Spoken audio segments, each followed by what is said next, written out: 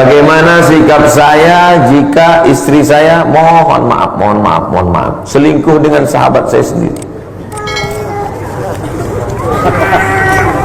Az-zaniyatu waz-zani, laki-laki perempuan yang berzina, fajlidu kulla wahidin minhuma bi'ata jaldah, cambuk 100 kali kalau belum nikah. Kalau sudah nikah, farjumuhumal battah, dimasukkan ke dalam tanah, dilempar batu sampai mati. Ini selingkuh dia dengan temanmu, maka kau panggil dia baik-baik, kasih tahu dia, kau kalau hidup zaman Nabi udah lempar pakai batu, udah mati kau lah. Kalau kau bisa menerima dia, taubat dia, terima dia baik. Tapi kalau kau tak bisa menerima dia dengan baik, bunga bukan setangkai, kumbang bukan seekor, patah tumbuh hilang berganti, hilang satu tumbuh 1000. Emang main bola tepuk tangan. Jangan mulutmu berkata siap, tapi hatimu berkata tidak. Lain di bibir, lain di hati. Itu judul lagu. Selesai saya sholat Jumat, datang jamaah, Ustaz Somad, ya, istri saya selingkuh 2 tahun Pak Ustaz. Terus akhirnya ketahuan. Terus bisa kamu terima dia? Bisa Pak Ustaz. Siap kamu menerima apa adanya? Siap Pak Ustaz. Nah, jagalah. Kalau siap jaga. Jangan mulutmu mengatakan siap menerima tapi hatimu tidak. Akhirnya setiap melihat dia nampak wajah selingkuhannya. Aku Pak Ustaz memang udah siap, tapi pas melihat wajahnya mau kutusuk aja kepalanya. Gak bisa. Tidak ada laki-laki yang sanggup siap, karena laki-laki yang siap adalah laki-laki dayus. Dayus cemburu. La yadkhulul jannah, tak masuk surga. Siapa yang tak masuk surga itu ya Rasulullah? Dayus. Siapa dayus? La yararu ala maharimihi, tak ada rasa cemburunya.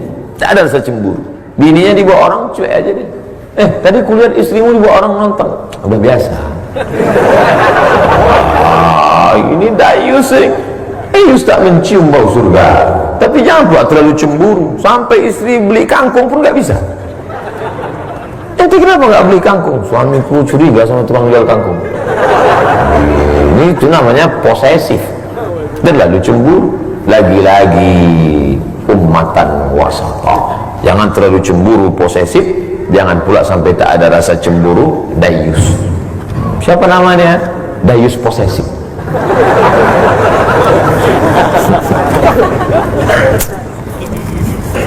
Hai perempuan, tidak ada laki-laki yang bisa menerima perempuan yang berselingkuh.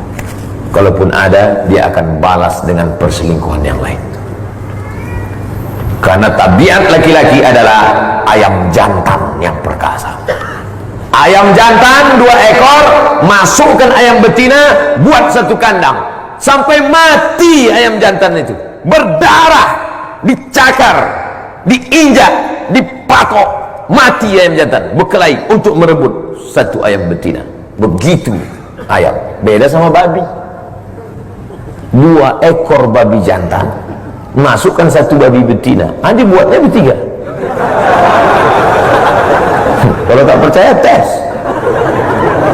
Maka laki-laki adalah ayam jantan yang perkasa, tak bisa berbagi hatinya, tak bisa berbagi cintanya. Tapi ada laki-laki yang hatinya lapang, setelah perempuan itu taubat bisa dia terima. Mas, berat untuk kuakui, tapi aku sudah salah. Gak apa-apa, aku siap menerimamu, karena aku pun juga udah nikah siri 3 kali. Rasakan bola. Semoga Ustaz selalu sehat walafiat. Amin. Saya sehat. Banyak orang yang ragu katanya saya sakit. Saya sehat. Jika seorang suami berkata kepada istrinya, saya tidak bisa lagi hidup bersamamu dan sudah tak suka lagi, apakah kata-kata itu termasuk talak?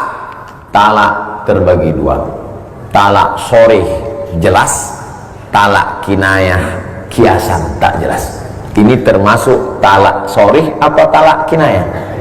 Kinayah. Kalau dia jelas, ku talak engkau talak satu. Talak itu cerai, bukan gini kan, itu tolak. Ku talak engkau talak satu, itu namanya talak sorry, jelas. Tapi kalau yang model begini, aku tak suka lagi padamu, maka perempuan wajib nanya, maksud Allah?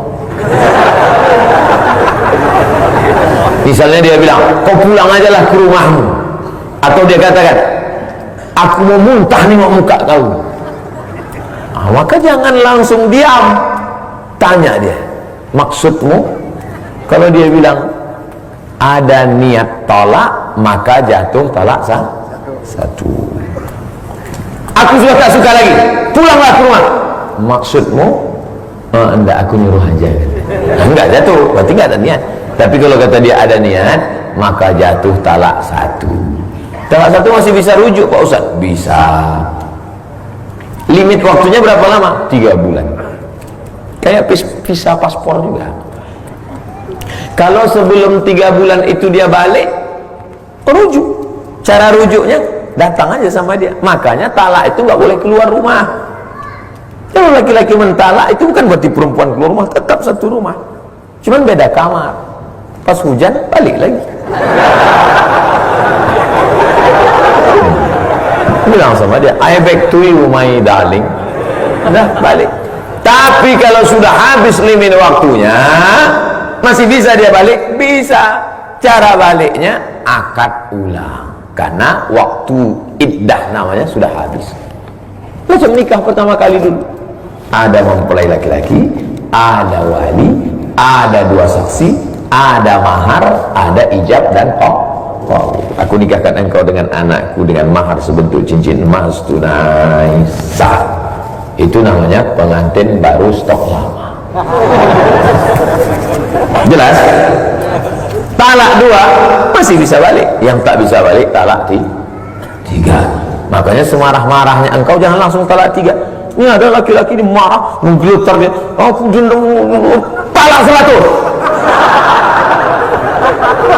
Talak 100 jatuhnya 3. Ku talak engkau sebanyak bintang di langit, jatuh 3. Kalau sudah jatuh talak 3, la tankihu fala tahillu lahu hatta tankiha zawjan ghairah. Tidak boleh kau nikah dengan dia sampai dia nikah lagi dengan laki-laki lain. Hati-hati. Makanya laki-laki itu sebelum menikah mesti paham kursus pernikahan. Jangan asal-asal aja. Ini yang penting mampu, punya uang langsung nikah, nggak ngerti masalah. Akhirnya rupanya dia sudah talak dan dia tidak tahu talak. Sudah talak bola-balik. Asal marah talak. Lambat teh manis talak, lambat sarapan talak, lambat setrika talak. Rupanya anak-anaknya selama ini anak-anak zina, gara-gara tidak tahu hukum talak. Makanya belajar ngaji. Tapi masyarakat jamaah Masjid Al-Huda ini semua saya yakin sudah ngaji insyaallah. Saya pernah baca hadis mengatakan apabila seorang suami melakukan perbuatan mungkar maka secara otomatis jatuh talak. Bagaimana implementasi hadis ini Pak Ustadz? Mengingat seorang istri tidak mengetahui perbuatan suaminya di belakangnya. Maksudnya gini, man taraka sholata muta'ammidan faqad kafara jihara. Siapa yang meninggalkan sholat secara nyata, secara jelas, secara sengaja, maka kafirlah dia. Mungkin Bapak Ibu pernah lihat itu di internet. Siapa yang suaminya tak sholat, otomatis fasakh. Pernah baca? Saya pernah dapat kiriman. Sekaligus pertanyaan, Ustaz, apakah kalau suami itu nggak sholat, otomatis istri itu fasakh? Ada namanya tolak, laki-laki menceraikan perempuan. Ada namanya khulu, perempuan menggugat laki-laki. Ada namanya fasakh, hakim membatalkan pernikahan. Contoh, suami murtad. Ya bagus pertama nikah, tiba-tiba dia murtad.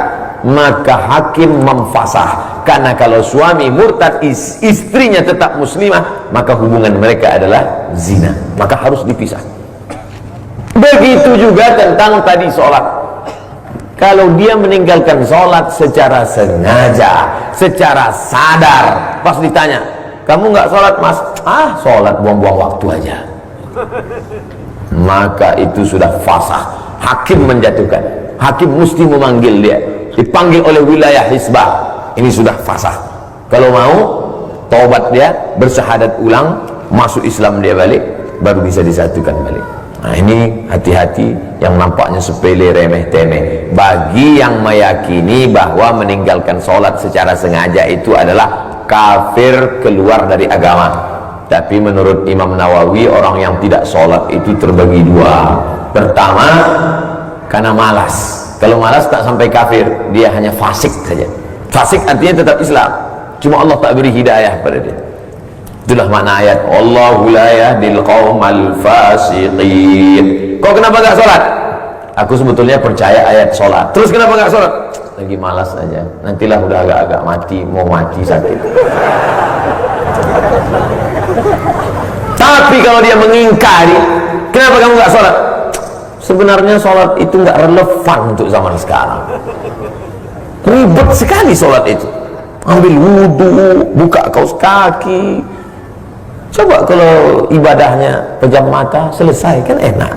Wah, ini sudah menghina, bisa jadi murtad. Na'udzubillah.